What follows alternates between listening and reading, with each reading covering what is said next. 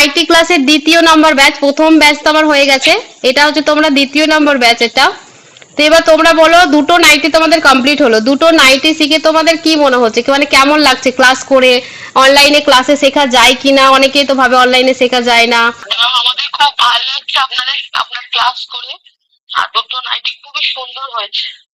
আর প্রথমত অনলাইনে ক্লাস করে খুব ভালো মতো শেখা যায়। আগে ভাবতাম যে অনলাইনে হয়তো কিছু শিখতে পারবো না, কিন্তু এখন সেই ধারণাটা পাল্টে গেছে। এখন হচ্ছে অফলাইন থেকে অনলাইনই বেটার।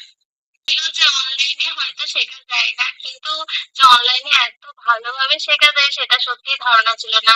মানে দিদি ক্লাস করে প্লাস দিদি ইউটিউবে ভিডিও দেখে যে আমি অনেকগুলো কাজ করে ফেলেছি।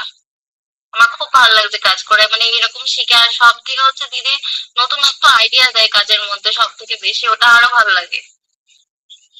Thank you, thank you.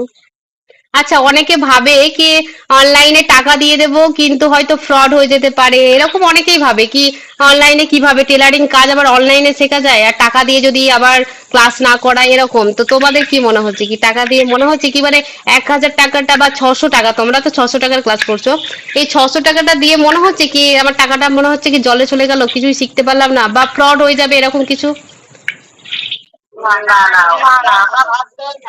ভাবছিলাম যে হয় পারবো না, কিন্তু খুবই ভালো লাগলো বা করতেও পারবো। ম্যামের যেভাবে শেখানোর পদ্ধতিটা খুব ভালো।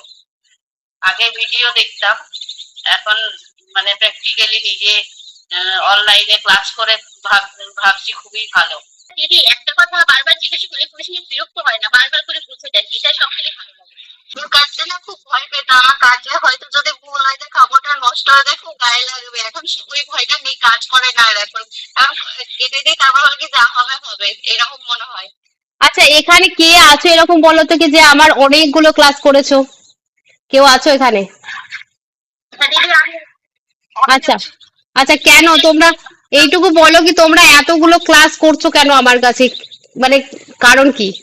বলছি যে আমি মানে যার কাছে আমি এখানে অফলাইনে যার কাছে শিখেছি, মনে হয় সেও মনে হয় আমাকে এত ভালো করে হাতে ধরে শেখায়নি। এখন মানে তোমার কাছে যা শিখে মনে হচ্ছে যে তোমার কাছে যদি প্রথম থেকে বেসিকটা শিখতাম খুব ভালো হতো। অফলাইনে শিখেছিলাম, তারপরে যখন আমি মেশিন নিয়ে কাজ শুরু করলাম তখন আমার মনে হচ্ছিল যে আমার এখনো একটু শেখা প্রয়োজন আছে। তখন আমি দিদিকে ফেসবুকে পাই।